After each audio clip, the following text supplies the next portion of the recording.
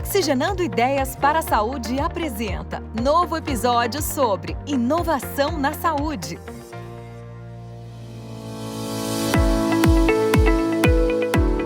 Hoje a maior categoria de distribuição, quando a gente pega o ecossistema e recorta por categorias, a maior categoria é a categoria de gestão em prontuário eletrônico. Então, a gente já começa a ver um direcionamento e um foco de health techs muito olhando para digitalização de processos que a gente conhece.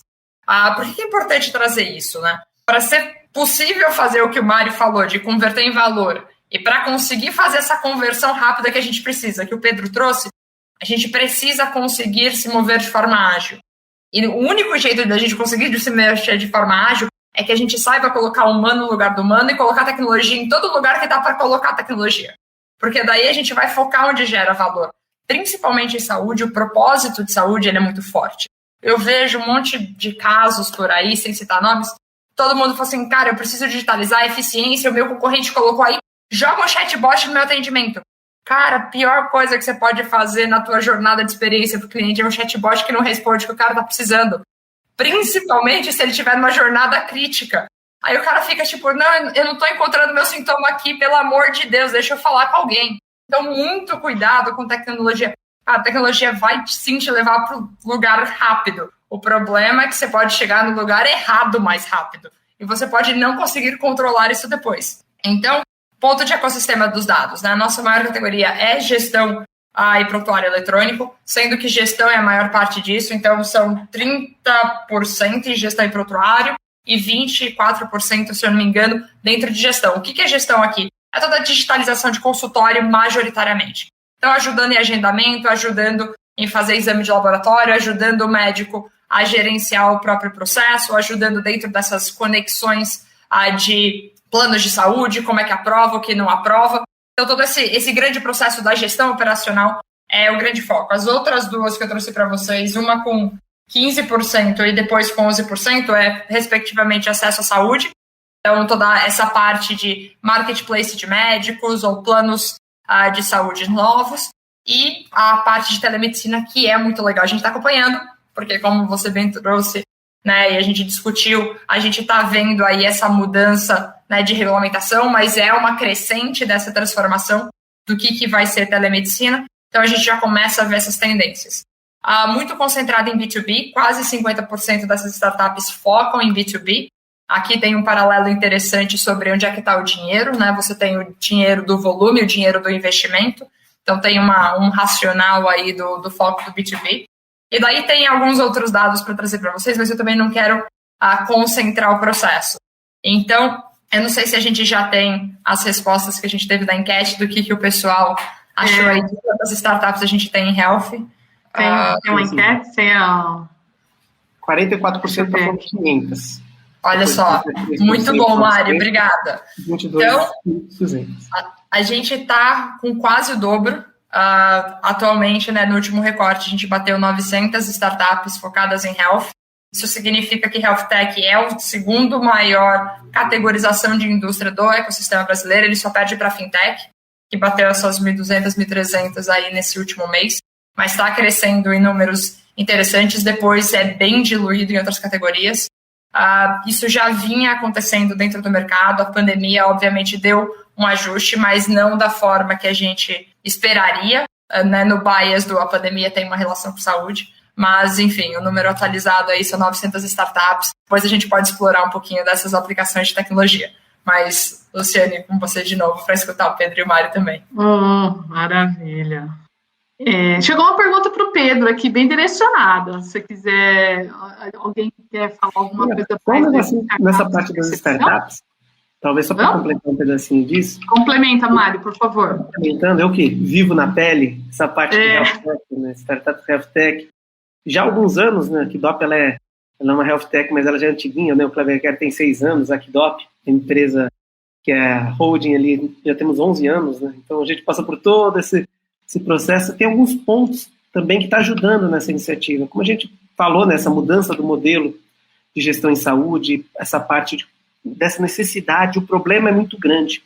Né? Assim como o caso das fintechs, que teve um disparo da criação das startups quando a gente começou com o Open Banking, essa parte nossa de começar a ter esse câmbio do fee for service para a estrutura baseada em valor, faz com que a gente comece a ter esse disparo dessa quase darwinização, onde várias startups começam a surgir para resolver um problema extremamente cabeludo e complicado, e aí cada uma com a sua pequena mudança em comparada à outra, começa a tentar atacar esse problema, onde as vencedoras serão aquelas que melhor se adaptarem. Então é uma área quente, isso também vem junto ao investimento, por ser um mercado que movimenta uma quantia boa de dinheiro, também faz um atrativo para fundos de investimento. Então o capital de risco acaba vendo isso como um ponto importante. E o B2B é principalmente por causa do nosso modelo estruturado de pagamento aqui na saúde. Então hoje a gente tem uma estruturação bem forte no SUS e um modelo estruturante bem forte em cima de planos de saúde, tanto planos de saúde empresariais ali e uma pequena quantidade começando agora dos individuais. Então a gente ainda não é um mercado como o americano ali, por exemplo, ainda que tem essa parte do pagamento individual tão grande por tantos procedimentos. E agora está começando essa transição também nesse ponto, é um ponto que está sendo testado por algumas startups. Mas é interessante a gente ver que o problema, a tecnologia ela sempre segue o problema. A tecnologia que vai sobreviver é aquela que resolver o problema depois. Mas esse é um dos pontos que entra um pouquinho em consonância com esse ponto que a Tami trouxe. Esse é um pouco do racional ali por trás desses pontos que faz todo sentido. Com certeza, faz todo sentido mesmo. Vamos dar uma rodada aqui no chat, gente, para interagir com o pessoal, né? E aí, como eu estava dizendo, chegou uma pergunta que acho que vale a pena o Pedro falar um pouquinho. Ó. O Wilson está perguntando assim, Pedro, você acha que o varejo brasileiro vem evoluindo na transformação digital e as necessidades do shopper, né? Que ponto que você destaca nesse shopper digital?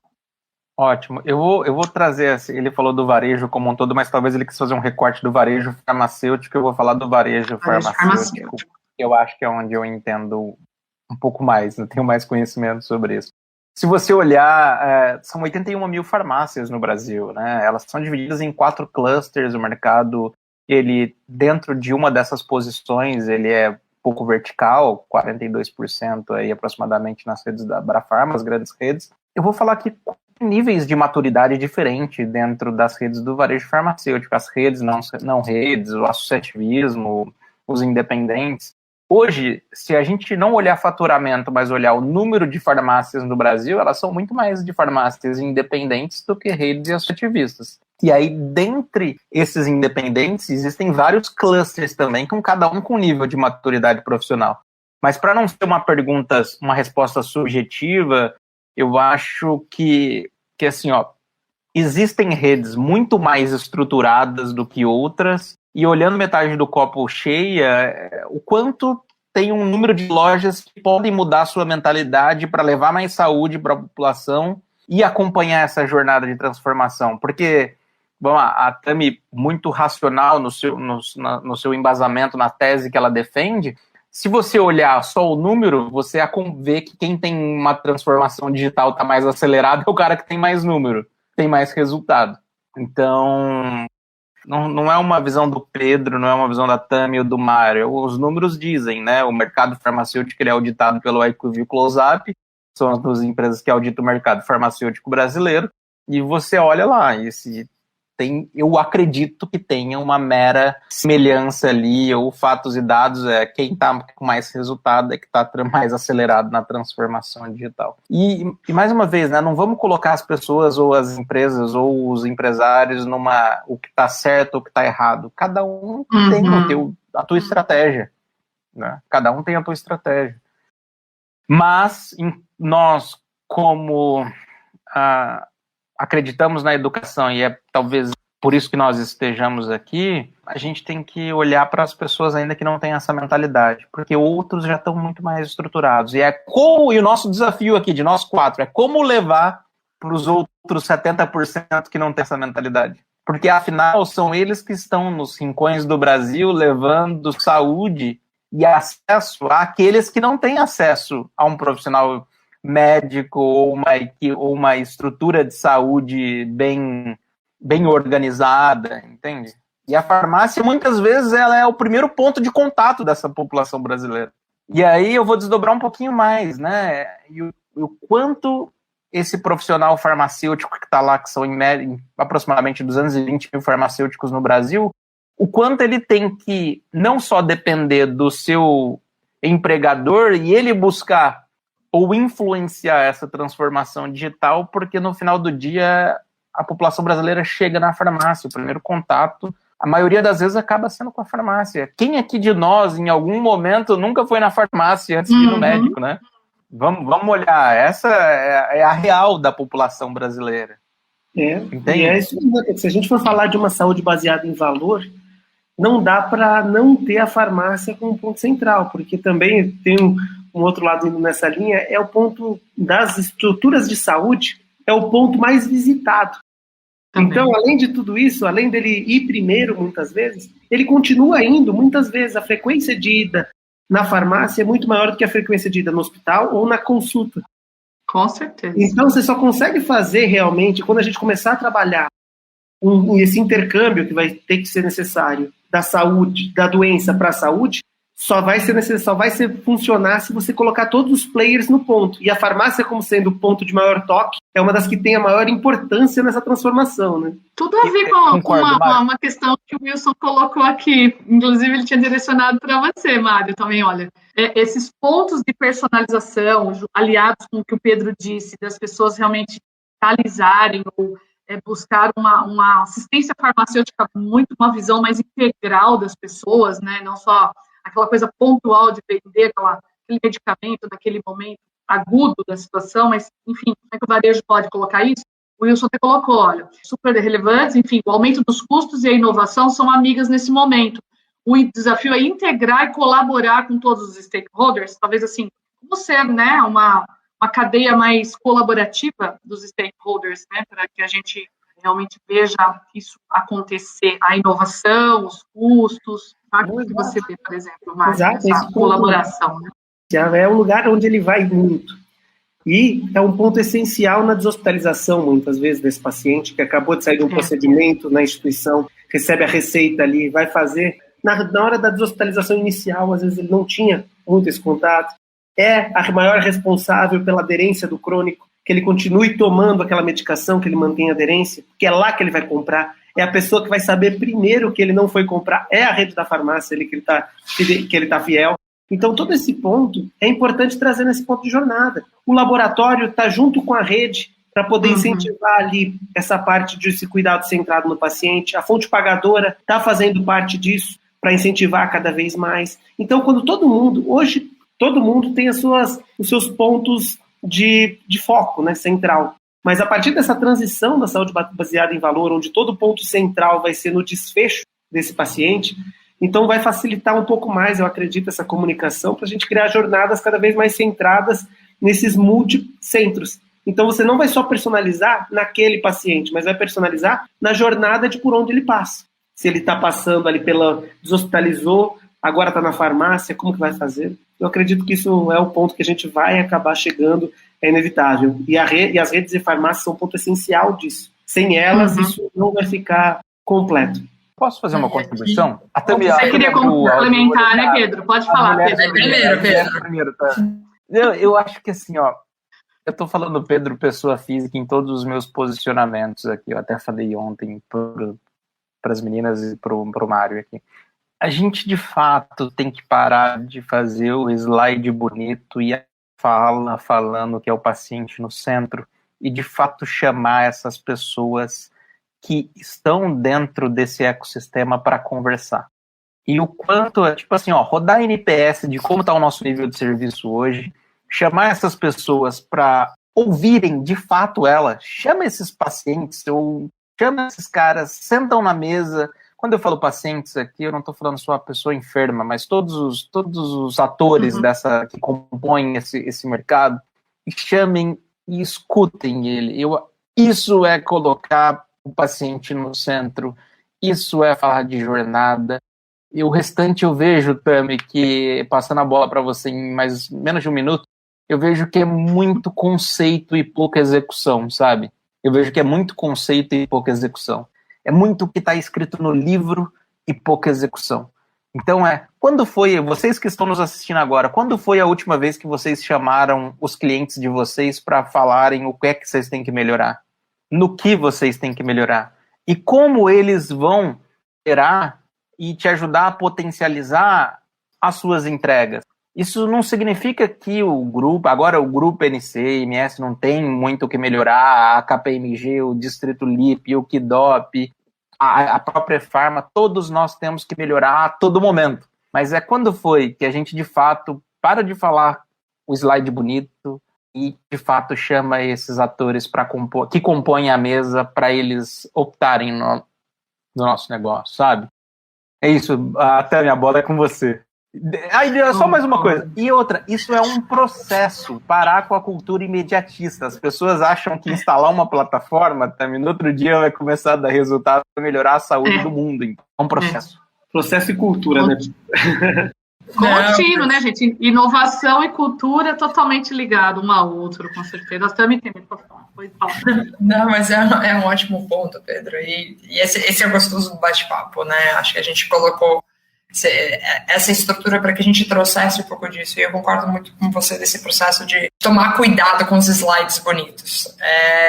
E aqui tem dentro do ecossistema de inovação, né, você tem várias frases sobre esse processo de execução, sobre aprendizado contínuo, sobre, tipo assim, colocar ações onde está a sua boca, e literalmente falar assim, tá bom, eu estou falando, mas o que eu estou fazendo? E trazendo esse processo de centralidade nos dados, né, a gente tinha, né, a Luciane tinha provocado um pouco de, tipo assim, o que tem de dados ultimamente, né? Então eu peguei uma última pesquisa, não trazendo da KPMG, tem várias pesquisas sobre o setor de saúde, mas eu trouxe uma da KPMG que foca em hospitais, até para trazer talvez uma outra perspectiva. A gente discutiu muito sobre o varejo e algumas coisas, e aqui sem posicionamento, né? Essa é a beleza de pesquisa, ela é neutra. Então, o foco, né, o top priority, que saiu numa pesquisa global com prestadores de serviço e hospitais e atendimentos, é centralidade no cliente. Isso a gente nem tinha discutido, então eu estou trazendo o dado frente do processo. E daí o que eu trouxe da pesquisa, que eu achei muito interessante, é, tipo assim, qual que é a maior preocupação deles? Assim, o que é blocker para você trazer centralidade no cliente? E a primeira coisa, eles fizeram privacidade e segurança de dados. O que é uma temática muito importante, bem, muito antes de GDPR e LGPD, segurança e privacidade de dados de saúde já está muito bem protegido, muito bem lidado, não é novo para ninguém. Mas, cara, então, tipo assim, o que está me afastando de ser central no cliente é privacidade. Mas eu estou conversando com esse cara para entender o que significa privacidade e conversão de valor nesse primeiro momento. Aí entra a segunda parte, é dados do meu cliente. Então, a primeira é privacidade, o segundo é eu conseguir o dado desse cara.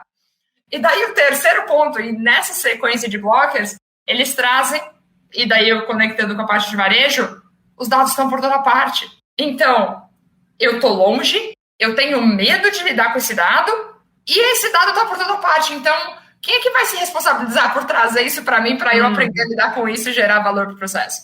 Então, né, saindo um pouco do PowerPoint e trazendo a execução, sim, é muito difícil a gente fazer essa transformação. Porque não tá aí. Se tivesse aí, a gente só conectava, ligava aí a chavinha e tá tudo certo. E daí esse evento não estaria vinculado à inovação. A gente já tá discutindo de alguma outra coisa, mas a gente não ia estar fazendo novo. E, né, dentro desse adendo, talvez seja essa a grande mensagem. Faz parte do processo a gente errar, vai fazer parte do processo, mas a gente precisa trazer esses stakeholders para a mesa para a gente aprender rápido como fazer isso direito, fazer isso gerando valor. Porque a nossa perspectiva do que é valor, às vezes a gente está fazendo baita de um investimento no lugar e não é o lugar que a gente deveria estar fazendo o investimento.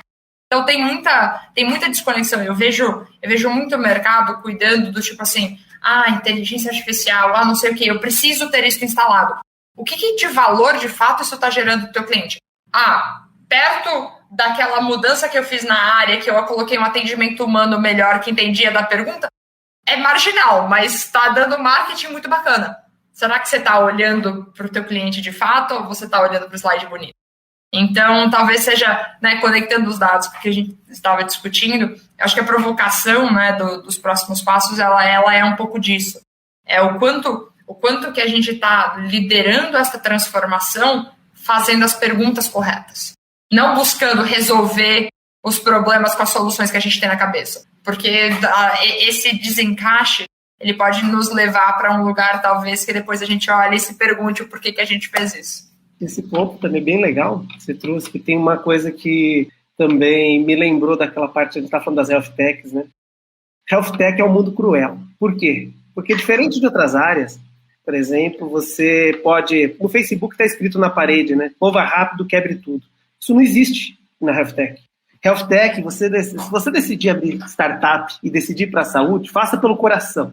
Porque aqui o terreno é muito pior. O que acontece? Na verdade, o que acontece? Você não pode ser amador, não é um local por mais que você seja uma startup, não é um local para você andar quebrando. É regulado, o dado do paciente precisa ser bem tratado, você precisa saber lidar com aquele dado. Quando você vai tratando com os hospitais, com os planos de saúde, com as farmacêuticas, eles têm requisitos, têm compliance, você vai ficar muitas vezes muito tempo fazendo todas essas avaliações, e isso é importantíssimo, isso não é frescura. Isso é importantíssimo, é um lugar que não consegue aceitar amadores, não consegue, você tem que ser especialista no que você está fazendo. Aqui, DOP, por exemplo, a gente só trabalha com software em saúde. Minha formação foi em informática biomédica na USP de Ribeirão Preto, que já era um curso que nasceu para trabalhar com ciências em saúde. Depois meu doutorado foi na Faculdade de Medicina para isso. E mesmo assim ainda tem coisas a aprender sempre. Isso é um ponto interessante, porque a saúde ela não é um ponto para atrair. É um mercado bom? É. Mas startups que estão só querendo ver o lado financeiro não entrem. É só para os loucos que querem fazer uma mudança nesse mundo maluco da saúde. E esse ponto acaba sendo um critério até importante da gente entender por que tem toda essa transição do slide bonito ali para intervenção. O slide bonito não sobrevive, principalmente na saúde. Então, muitas vezes, ou a instituição ela vai estar com o slide bonito, que na segunda reunião de diretoria o pessoal já vai falar, pô, de novo, amigo, e o impacto disso, cadê o valor para a ponta? E principalmente para startup. Isso, a cultura da saúde, que vai começar a ter que fazer POCs ali, vai ter que começar a fazer o teste, provar o ROI, provar o retorno ali, acaba sendo um problema. Ou não passa nem no primeiro compliance, porque na teoria você consegue fazer muita coisa, por exemplo, juntar perfis e fazer coisas que vai envolver ali muitas coisas que podem estar beirando a ética em outras áreas, até como a gente sabe que acontece. Mas na saúde isso não pode acontecer. A saúde ela é extremamente restrita e é um jogo onde você tem que ter um jogo bem regulado e conseguir levar isso. Mas isso não impossibilita nada. Isso é mais um critério do darwinismo das startups ali que acaba tirando algumas soluções que muitas vezes não poderiam seguir avançando. Então eu acredito que mesmo assim, com toda essa regulação, com todos esses pontos e essas dificuldades que tem, é um problema que vai cada vez mais ser endereçado por startups. As sérias vão sobrevivendo. E isso vai facilitar para a indústria, vai facilitar para os hospitais, vai facilitar para os planos.